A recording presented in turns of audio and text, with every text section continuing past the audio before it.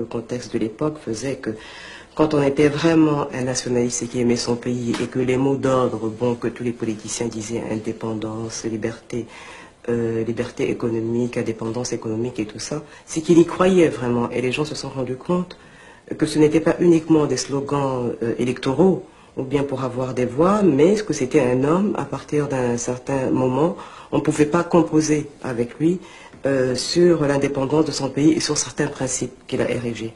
Et je pense que c'est pour cela qu'on a vu toute cette coalition, parce qu'il n'y avait pas que la presse, il y avait aussi l'Église, qui a été aussi très pugnace et très dure vis-à-vis de Patrice Lumumba aussi. Et même pour d'autres politiciens qui avaient aussi lancé les mêmes mots d'ordre, qui avaient dit aussi les mêmes choses, mais ils n'ont pas été attaqués de la même façon. Les complots étaient déjà faits, les plans étaient déjà établis. C'est d'imposer un gouvernement contre la volonté du peuple. La Belgique désire balkaniser ce pays. L'éclatement du Congo, c'est demain. Peu après, un cinquième homme fait son apparition. Le colonel Mobutu, qui décide de neutraliser tout le monde et de confier le pouvoir à un collège de jeunes universitaires. Et au QG des Nations Unies, le colonel Mobutu impose aussitôt sa personne et son autorité. Après tout, se dit-on en effet, celui-là semble vouloir mettre un peu d'ordre dans la boutique. Pourquoi ne pas l'assister dans cette tâche difficile? Mais Mobutu ne l'a pas fait seul. On l'a aidé à le faire. On est venu pour prendre les richesses de ce pays. On est venu lui donner des contrats uniquement pour se remplir les poches et avoir de plus en plus des royalties. Ce n'était pas par intérêt, il a été soutenu pendant 30 ans. Par les Américains, les Belges, les Français, par les plus grandes firmes internationales. Et ils n'étaient pas venus pour développer le pays, ils étaient venus pour faire des bénéfices. Et ils l'ont fait, et ils ont fait énormément de bénéfices. Le putsch de Mobutu contre Lumumba n'était pas seulement soutenu par des services secrets occidentaux, mais aussi par les Nations Unies. Approximativement $1 million, de l'argent appartenant aux Nations Unies, a servi à payer les troupes. Utilisant des troupes payées par les puissances étrangères, Mobutu a signé le Premier ministre dans sa résidence. Les forces des Nations Unies encerclaient également la résidence du Premier ministre déchu pour le protéger, mais aussi pour l'éliminer politiquement. Et aux Nations Unies, M. Bomboko, parlant au nom du président Kasavubu, obtient pour la délégation de celui-ci une reconnaissance pleine et entière. Deux gouvernements congolais demandaient à être reconnus par le secrétaire général de l'ONU.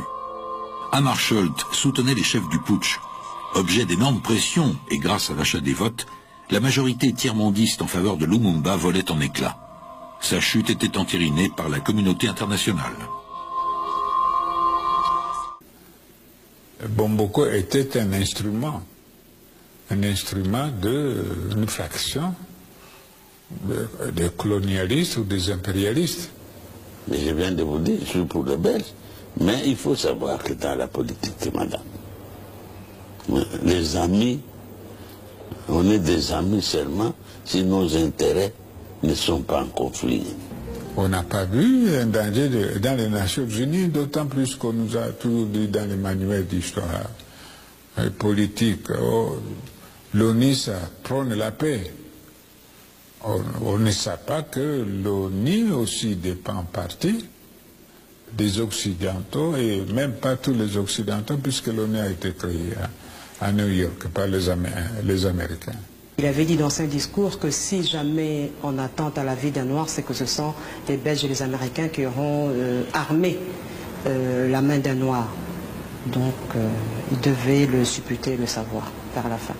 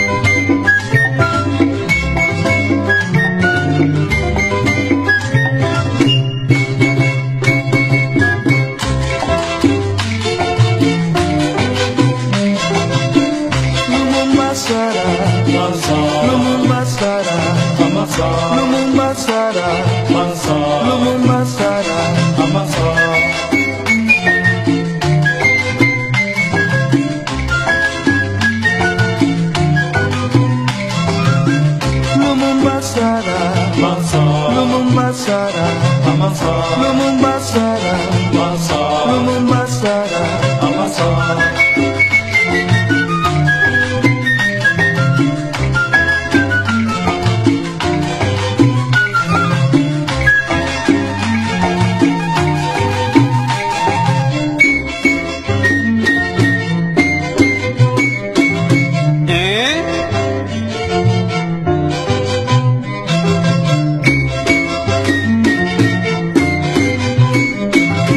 Mukera.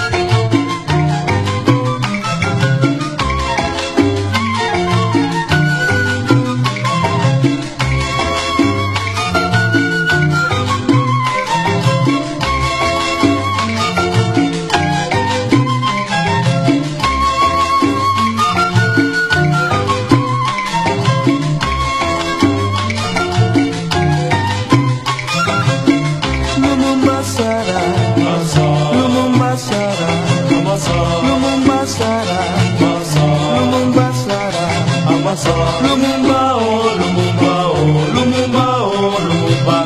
Lumumba, oh, Lumumba, oh, Lumumba, oh, Lumumba.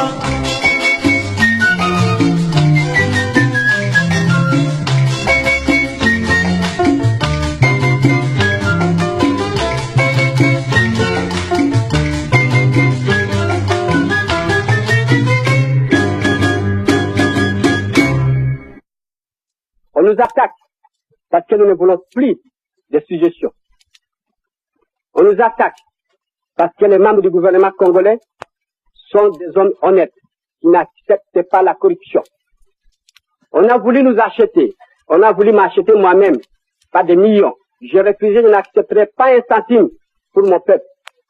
Et aujourd'hui, le gouvernement belge a mobilisé des fonds pour acheter des mécontents, des ingris, à travers le pays, qui jour par jour, dans les journaux, dans les presses, montent une campagne organisée contre le gouvernement, contre la nation.